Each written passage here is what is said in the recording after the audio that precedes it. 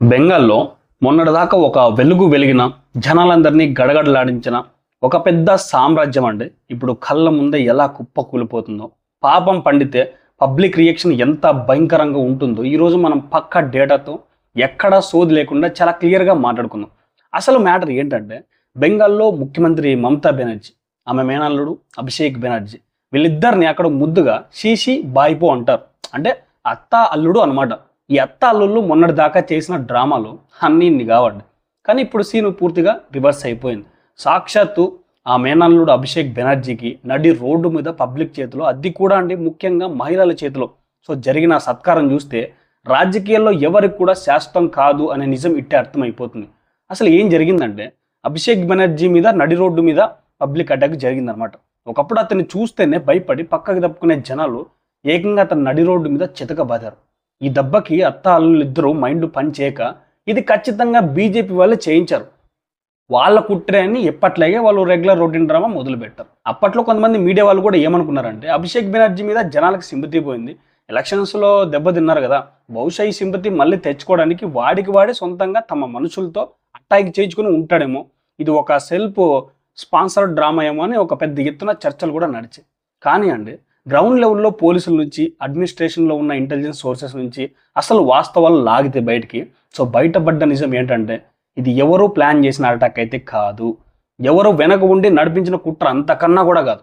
ఇది 100% ప్రజల గుండెల్లో నుంచి తన్నుకొచ్చిన కోపం.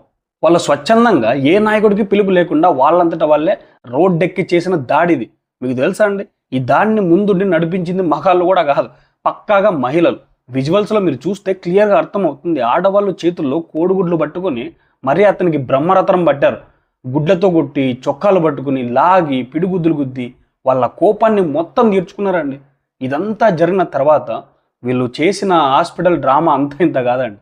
అటాక్ జరగగానే అమ్మయ్య మనకి సింపతి వచ్చేస్తుంది కదా అని వెంటనే బెల్వ్యూ క్లినిక్ అనే ఒక పెద్ద హాస్పిటల్లో అడ్మిట్ అయిపోయాడు అభిషేక్. కానీ ఇక్కడ ఒక పెద్ద ట్విస్ట్ పడిందనమాట. డాక్టర్లు అతన్ని చెక్ చేసి, అయ్యా బాబు నీకు ఎలాంటి సీరియస్ దెబ్బలు తగలలేదు, కనీసం రక్తం కూడా రాలేదని చెప్పి వెంటనే డిశ్చార్జ్ చేసేసారు.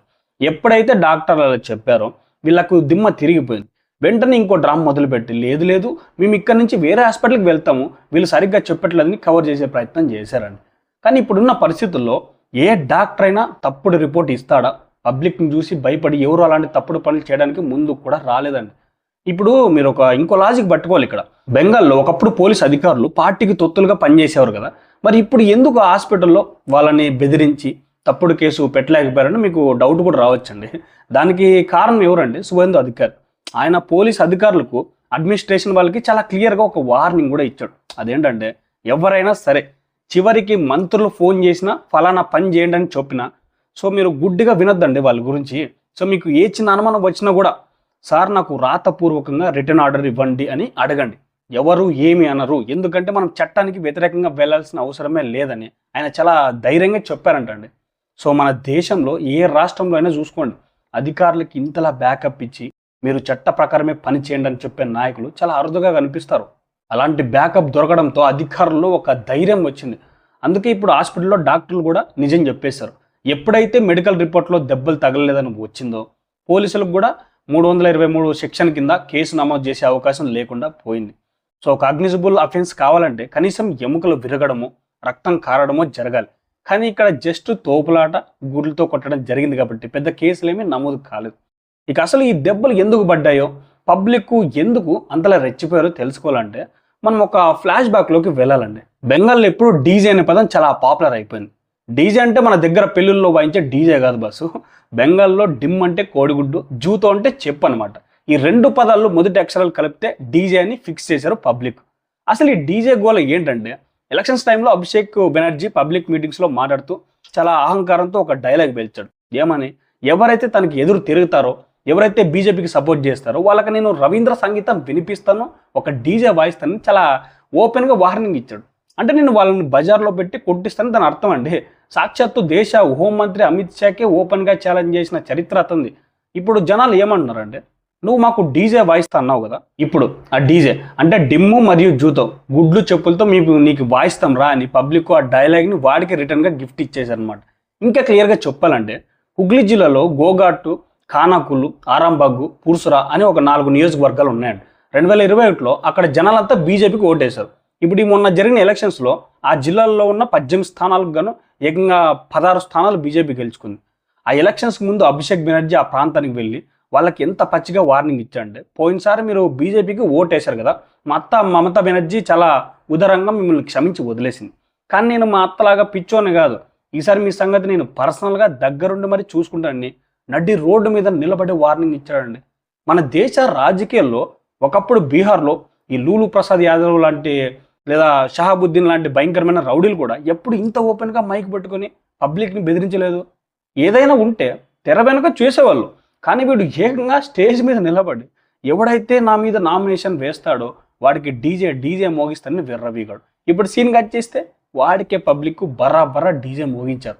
అసలు అభిషేక్ బెనర్జీ ఆ రోజు సోనాపూర్ అనే ఏరియాకి ఎందుకు వెళ్ళాడనేది ఇక్కడ మనం మాట్లాడుకోవాలి. అక్కడ సంజు కర్మకర్ అనే ఒక పెద్ద రౌడీ షెటర్ ఉండేవాడు.